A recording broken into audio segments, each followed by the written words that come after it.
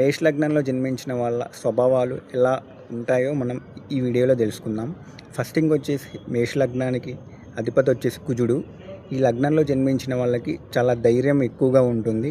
ఏ పని తలపెట్టినా ఆ పని పూర్తయ్యేదాకా వీళ్ళు ఆ పని నుంచి వెనకడుగు అసలు వేయరు. అలాగే వీళ్ళకి కాన్ఫిడెన్స్ లెవెల్స్ కూడా చాలా అధికంగా ఉంటూ ఉంటాయి. అట్రాక్టివ్ నేచర్ అనేది కూడా చాలా ఎక్కువగా ఉంటుంది.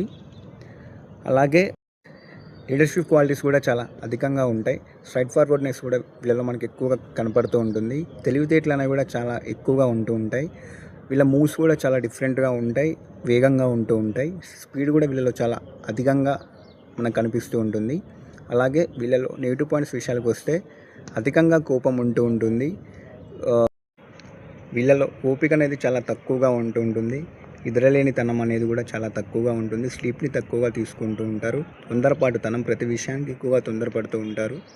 అలాగే ఎవరైనా సరే వీళ్ళని పొగిడితే వాళ్ళ కోసం ఏదైనా చేయడానికి సిద్ధమవుతూ ఉంటారు. పొగడ్తలకు బాగా లోన్ అవుతూ ఉంటారు.